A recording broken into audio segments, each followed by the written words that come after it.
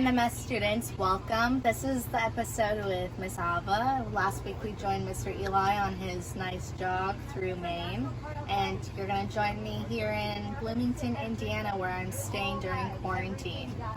Out here you can notice there's a nice trail. It's a bunch of green. I haven't gone yet, but today you're going to join me for my first time for these trails, and we're going to look at some of the plants. Today we're going to learn how to propagate plants. We're going to talk about the important plants to keep in your home and some of the things that keep me happy. The way you guys talk about your pets is the way I talk about my pets. They're my babies. So let's get going.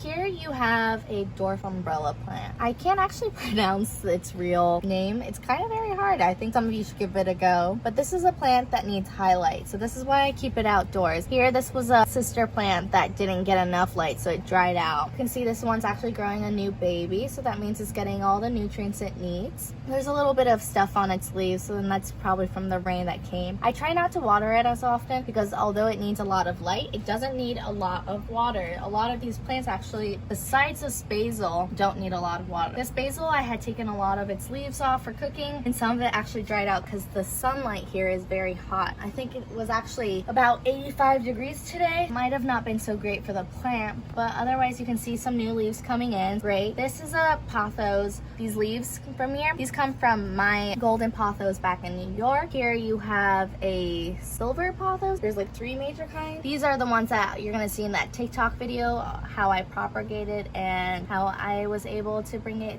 to Indiana. So these are some of the succulents that I'm growing. I'm using this avocado pit as a rock to keep my plant standing up. It doesn't seem like it's doing so well, so we're gonna research together on how to keep it healthy. This is another plant. In fact, this was in the INMS city or office that we kept. I kept a good eye on it. It was just a small leaf when I had first taken it from IKEA. It was just on the floor at the plant aisle, and I was like, I can do something with this and keep it alive. And I somehow managed to get 1, 2, 3, 4, 5 new leaves. Here's another succulent. So is this one. This one's kind of cool. It's a little bit furry. If you touch it, it doesn't hurt at all. All right, let's go inside and look at my indoor plants. Here we have another succulent. I'm going to show you that those are its roots right there. You see those? Maybe we're gonna snip it and put it in some water so the roots can grow bigger. And I can pot it. I like to let the roots grow at least as long as my pinky. That way I can know when it's better to harvest or not. So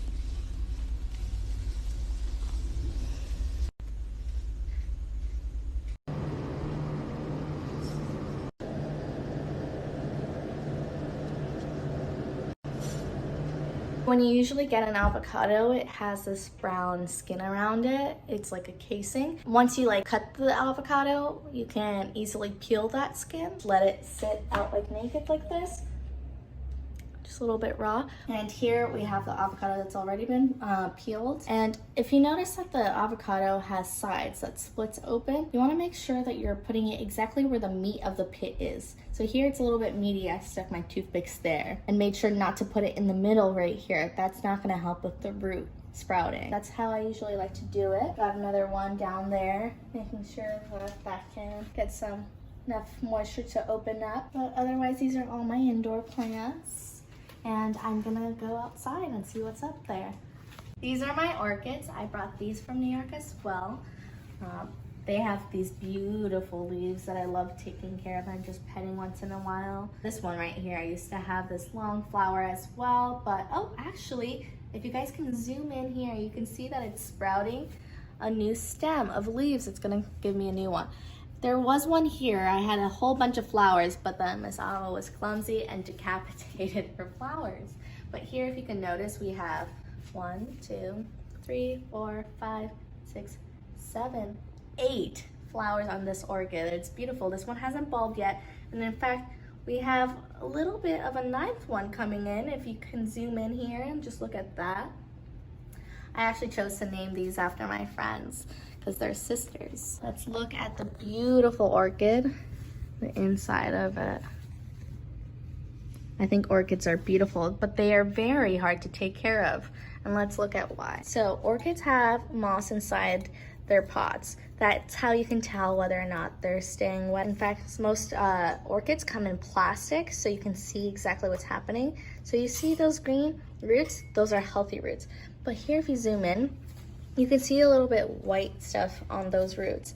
That's not very good sign. That means that there's fungus, which is telling you that it was too moist for the plant. The orchid needs to dry out when you water it. Here, I had broken its leaf and I had clipped it together to see if it does anything healthy or stays together. This one's doing well. It's a little bit dry. I need to water this one, but this is a new leaf that just came in, so it means it's doing pretty healthy. These are Miss Ava's orchids.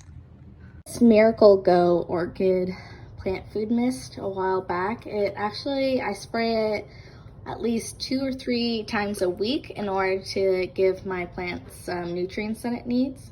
Something else I like to do is the eggshells that I use after I cook eggs, I like to rinse them out and let them out to dry. Smush up a little bit more and put it in my soil because eggshells actually have a lot of nutrients.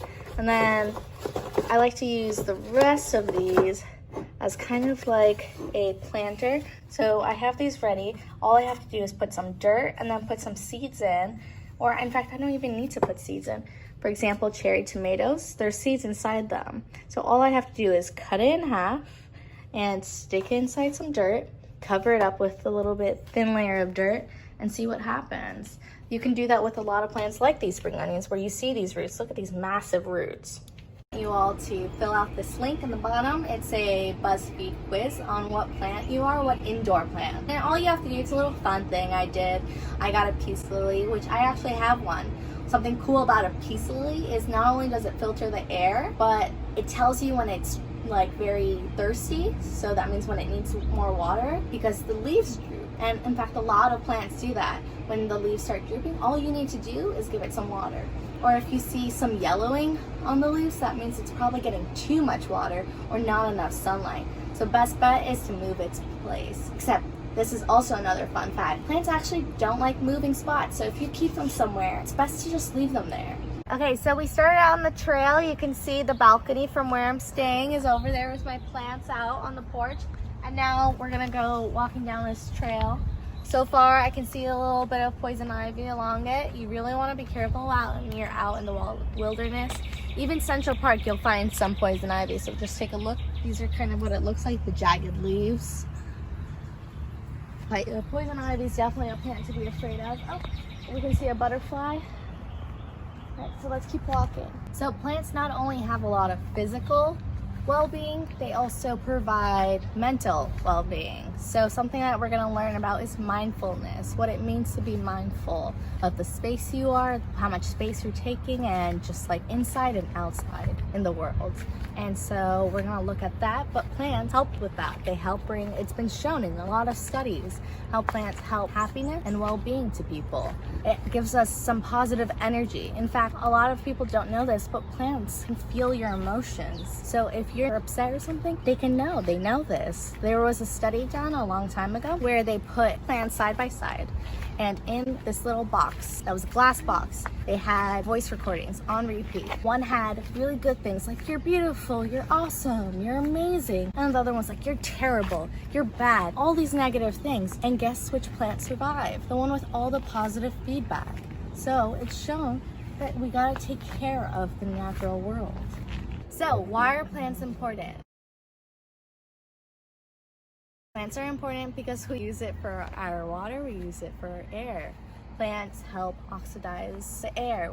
78% of the world's air is nitrogen, and then the rest, 21%, oxygen. Oxygen is something we need for surviving. We breathe it in, and we exhale carbon dioxide, which is food for our plants. We learned about it with Miss Evans, maybe. We also use it in our medication. A lot of people all over the world use plants as a way of healing. So that means they're not using chemicals. At least 65 to 80% of the world uses plants as medicine. For example, if you have a tummy ache, what usually helps soothe it? Ginger. You taking ginger root or even mint leaves. Mint is something very easy to grow. Or for example, aspirin. Do you know what that is? That helps with headaches or fevers. You get that from willow bark. So over here, you're gonna be able to see some of the stuff I see on Instagram, these posts about indoor plants. I like to look at a lot of plant pages on Instagram, and these are just like some of the plants that keep your air purified inside your homes, are just really fun to look at. So obviously, I have the orchid right here. Orchids are a really beautiful plant. Their flowers are beautiful and they last throughout the year. In fact, they can last for years if you take good care of them. Aloe vera. I used to have an aloe vera plant. I know somebody who's had it for 4 generations. That means it's been passed on from family to family, and it's so big. They come in this grocery store really small, but they can get really, really big. In fact, aloe vera has been used for many other medicinal methods. Like for example, if you have a burn, you can put some aloe vera on, or it helps with acne scars, or just even acne. I actually have a moisturizer that has aloe vera gel in it, and I think it works great. That's something we can use. You have spider plants, which at first I was very scared of to see what this plant looked like. They look like normal plants and they're really easy to take care of. I have a bunch at home. I can't wait to see them soon. So for our warm-up, we had done a BuzzFeed quiz. Now you can do another one. I'll send you the link. It's on the bottom as well. It's the second link you want to click on, and that's something else you guys can do. In fact, you can just search plant quizzes and see how much you know and try it out. But thanks for joining me. I hope this was educational and fun, and maybe you guys can try it out. Go through Morningside Park or even Central Park and just all of the parks in New York City around you, and enjoy the fresh air, all the nature, maybe do some bird watching.